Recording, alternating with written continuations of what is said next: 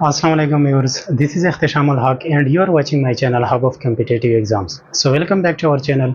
आज हम जिस टॉपिक को कवर करने जा रहे हैं वो है थ्योरीज अबाउट खिलाफत।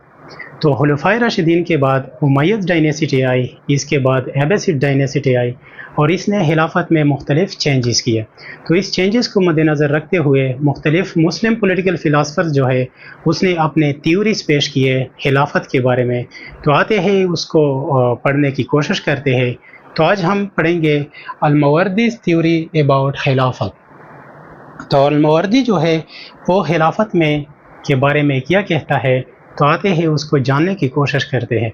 तो सबसे पहले क्वेश्चन आता है कि what is the need of इमामत, यानी इमाम की ज़रूरत क्यों पेश आई और क्यों इसकी ज़रूरत है। तो इसके बारे में टू ओपिनियंस है। नंबर फर्स्ट ओपिनियन जो है it is demand by reason, यानी खिलाफत जो है वो रीज़न के बुनियाद पर इसकी डिमांड की जाती है। फ़र्ज़ करें खलीफा जो है, जो इमाम होता है, वो अपने बाउंड्रीज़ की हिफाजत करेगा और इस तरह लोगों के जो डिमांड्स होते हैं उसको पूरा करेंगे और उसको जो फॉरेन एग्रेशंस होते हैं उससे उसको बचाएंगे। तो इस तरह इमाम जो होता है वो अपने कंट्रीज़ के एडमिनिस्ट्रेशन करेगा। इस तरह ये जो डिमांड बाय रीजंस है इसमें ये बातें आते हैं कि इमाम जो है वो अपने कंट्री की एडमिनिस्ट्रेशन करेगी। इस तरह दूसरा जो ओपिनियन है वो डिमांड बाय रिलीजन है, यानी अल-मावर्दी जो है वो डिमांड बाय रीज़न को रिजेक्ट करता है और वो कहता है कि इमामत जो है वो डिमांड बाय रिलीजन है।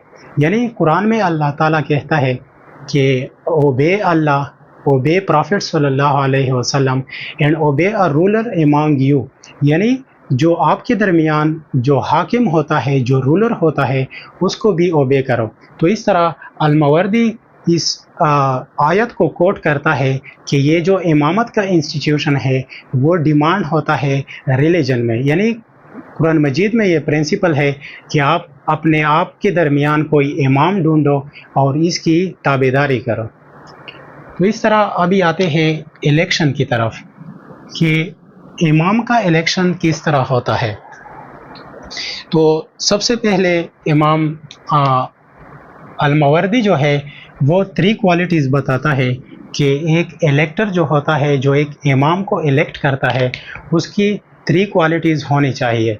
नंबर फर्स्ट जो है जस्टिस विद ऑल, यानी वो जो इलेक्टर्स होगा वो सारे लोगों के साथ जस्टिस करेगा, यानी ये एक क्वालिटी उस इलेक्टर्स में ज़रूर होना चाहिए। दूसरा जो क्वालिटी है वो है wisdom to know about good and evil, यानी वो अच्छे और बुरे के दरमियान तमीज़ कर सके। और तीसरा जो है वो नॉलेज ऑफ द बेस्ट है, यानी वो जो इलेक्टर है उसको ये पता होना चाहिए कि कौन सा रूलर बेस्ट है अमंग देम, यानी जो रूलर्स होते हैं उसमें बेस्ट का पता होना चाहिए उस इलेक्टर्स को।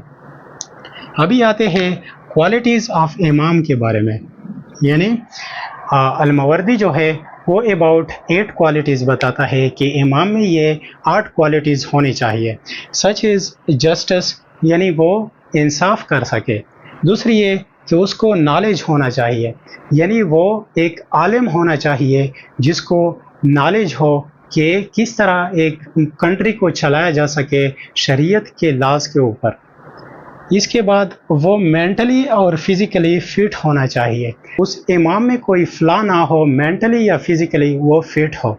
इसके बाद वो डिसेंडेंट ऑफ कुरैश हो, यानी वो कुरैश के ख़ानदान से ताल्लुक़ रखता हो। और इसके बाद और भी क्वालिटीज़ है। तो अल-मावर्दी जो है वो एक इमाम के 8 क्वालिटीज़ बताते हैं कि ये क्वालिटीज़ जो है वो इमाम में ज़रूर होना चाहिए। इसके बाद इलेक्शन की तरफ आते हैं। तो there are 2 ways of nominating इमाम। नंबर फर्स्ट जो है वोट बाय उलिल अमर, यानी फ्रॉम डिफरेंट सिटीज़ जो है जो लोग होते हैं वो इस इमाम को इलेक्ट करते हैं, वो नॉलेजेबल होना चाहिए और वो इस क्वालिटीज़ को पूरा करना चाहिए। यानी जो इलेक्टर्स होते हैं वो फ्रॉम डिफरेंट सिटीज़ जो बड़े बड़े लोग होते हैं जो سردارز ہوتے ہیں اس کے ہاں یہ کوالٹیز بھی ہونا چاہیے، اور اس کے بعد وہ اس امام کو الیکٹ کرے گا۔ تو اس طرح الماوردی جو ہے وہ اس کو ریجیکٹ کرتا ہے کہ یہ میتھڈ جو ہے یہ صحیح نہیں ہے، اور وہ کوٹ کرتا ہے ثقیفہ بن سیدہ کا جو مقام ہے اس پر ابو بکر کو نامینیٹ کیا گیا تھا۔ تو اس طرح وہ اس لیے ریجیکٹ کرتا ہے کہ وہ صرف ثقیفہ بن سیدہ جو لوگ وہاں پر بیٹھے تھے اس کو صرف ووٹنگ حق دی گئی تھی، اور جو باقی عوام تھے اس کو کوئی حق نہیں دیا گیا تھا۔ اس لیے الماوردی جو ہے وہ ریجیکٹ کرتا ہے کہ یہ میتھڈ جو ہے ووٹ بائی اولی الامر، یعنی جو بڑے بڑے لوگ ہوتے ہیں اس کی ووٹ کو، یہ پروسیجر جو ہے وہ الماوردی اس کو ریجیکٹ کرتا ہے۔ دوسرا جو پروسیجر ہے وہ ہے نامینیشن بائی ریٹائرنگ کیلف، یعنی جو ریٹائرنگ کیلف ہوتا ہے وہ اس کو نامینیٹ کر سکتا ہے۔ تو اس طرح وہ کہتا ہے کہ 5 الیکٹر جو ہے وہ سفیشینٹ ہے، یعنی اس سے زیادہ بھی ہو سکتی ہے لیکن کم از کم 5 الیکٹرز ہونا چاہیے جو اس امام کو الیکٹ کر سکے۔ تو اس طرح وہ کوٹ کرتا ہے عثمان رضی اللہ تعالیٰ عنہ کا جو الیکشن پروسیجر ہے، اس کو جو بورڈ تھا اس نے الیکٹ کیا تھا، تو اس طرح وہ اس بات کو کوٹ کرتا ہے۔ اس کے بعد آتا ہے in case of competition between 2،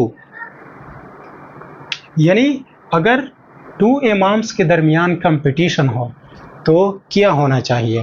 تو الماوردی کہتا ہے کہ اگر ایک عالم ہو اور دوسرا کوریجیس ہو، اس کے درمیان مقابلہ ہو، تو لوگوں کو دیکھنا چاہیے کہ what is the need of time، یعنی اس وقت کے ضرورت کے مطابق اس کو الیکٹ کرنا چاہیے۔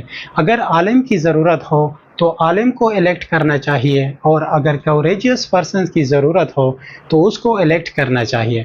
تو نیڈ آف دی ٹائم کو دیکھنا چاہیے کہ کس کی ضرورت ہے۔ اس کے بعد اگر 1 کو اپوائنٹ کیا گیا اور ادر اس کے بعد اس سے کمپیٹنٹ آ گیا، یعنی الیکشن ہوئی، ایک بندے کو الیکٹ کیا گیا، اس کے بعد مہینے بعد 2 مہینے بعد ایک کمپیٹنٹ بندہ آ گیا جو اس رولر سے کمپیٹنٹ ہو، تو اس طرح جو فرسٹ ون ہوتا ہے جو الیکٹڈ ہوتا ہے اس کو رہنا چاہیے اور دوسرے کو نہیں الیکٹ کیا جائے گا۔ تو اس طرح ابھی آتے ہیں کہ وہ ریجیکشن آف 2 امام ایٹ اے ٹائم، یعنی الماوردی کہتا ہے کہ ایٹ اے ٹائم 2 امام نہیں ہونا چاہیے۔ اس طرح وہ جو شیعہ ڈکٹرین ہے یا الاشعری ڈکٹرین ہے اس کے خلاف ہو جاتا ہے کہ ایٹ اے ٹائم 2 امام نہیں ہونا چاہیے۔ تو اس طرح وہ ریکگنائز کرتا ہے ایبیسیڈ کیلیفیٹ کو جو بغداد میں تھا اس ٹائم، وہ اس کو ریکگنائز کرتا ہے، اور دوسرے جو تھے امید جو تھا اسپین میں اور فاطمیڈ جو تھا ایجپٹ میں، وہ اس کو ریجیکٹ کرتا ہے کہ ایٹ اے ٹائم 1 سے زیادہ کیلف نہیں ہونا چاہیے۔ تو اس طرح وہ صرف کیلف ہے اس کو ریکگنائز کرتا ہے جو بغداد میں تھا، اور باقی کو ریجیکٹ کرتا ہے۔ اس کے بعد آتے ہیں ڈیوٹیز آف کیلف کو، کہ ایک خلیفہ کی ڈیوٹیز کیا ہونا چاہیے۔ تو الماوردی جو ہے وہ اباؤٹ 10 ڈیوٹیز بتاتا ہے کہ ایک امام کے یہ 10 ڈیوٹیز ہونے چاہیے۔ تو اس میں آتے ہیں گارڈ آف فیتھ، یعنی وہ مسلمانوں کے عقیدے کی حفاظت کرے گا۔ اس کے بعد ایڈمنسٹر جسٹس، وہ اپنے کنٹری میں، اپنے ملک میں جسٹس کی ایڈمنسٹریشن کرے گا، اس کو ایڈمنسٹر کرے گا۔ اور اس کے بعد وہ زکوٰۃ کو کلیکٹ کرے گا، یعنی جو کوالیفائڈ مسلمز ہوتے ہیں، جو ریچ مسلمز ہوتے ہیں جس پر زکوٰۃ فرض ہوتا ہے، وہ اس سے زکوٰۃ کلیکٹ کرے گا، اور اس طرح وہ اپنے کنٹریز کو بھی ڈیفینڈ کرے گا فرام ایکسٹرنل ایگریشنز ایکسیٹرا۔ تو اس طرح اس نے اباؤٹ 10 ڈیوٹیز بتائے ہیں۔ اس کے بعد آتے ہیں ڈسپوزیشن آف امام، یعنی امام کی الیکشن کی پروسیجر بتائی، لیکن اس کو ڈسپوز کس طرح کیا جائے گا۔ تو اس کے 2 ریزنز بتائے ہیں کہ اگر یہ 2 وجوہات ہو جائے تو اس کی بنا پر اس کو ڈسپوز کیا جائے گا اور تھرون کیا جائے گا اپنے آفس سے۔ نمبر 1 ہے چینج ان مورل سٹیٹس، اگر اس کے مورل سٹیٹس میں چینج آ گیا، یعنی اس نے امورل ورک کیا، سچ ایز शराबखाने में उसको पकड़ा गया, उसको जना पर पकड़ा गया, तो इस तरह उसको अपने ऑफिस से और थ्रोन करेगा। और दूसरी जो है इमोरलिटी में, अगर उसने अगेंस्ट प्रिंसिपल ऑफ इस्लाम काम किया, यानी प्रिंसिपल्स ऑफ इस्लाम के अगेंस्ट हो गया, तो फिर भी उसको डिस्पोज करेगा, अपने ऑफिस से और थ्रोन करेगा। और दूसरी जो है, अगर इसमें बॉडीली डिफेक्ट आ गई, यानी इसकी आई साइट ख़त्म हो गया, वो नबीना हो गया, और इस तरह अगर वो किसी दूसरे एनिमीज कंट्रीज़ में उसको इम्प्रिजन किया गया, उसको जेल में डाला गया, तो इस तरह वो एडमिनिस्टर नहीं करेगा। और अगर इसके बॉडीली कोई आर्गन काटा गया, तो फिर भी वो अपने ऑफिस में नहीं रह सकता। तो ये थे डिस्पोजिशन ऑफ इमाम का प्रोसीजर कि किस तरह उसको डिस्पोज किया जाएगा। तो उम्मीद है कि आप लोगों को ये थ्योरी समझ आई होगी। अगर फिर भी आपके जहन में कोई सवाल है तो कमेंट सेक्शन में ज़रूर पूछिएगा। मिलते हैं नेक्स्ट सेशन में, तब तक के लिए इजाज़त दीजिए। वस्सलाम।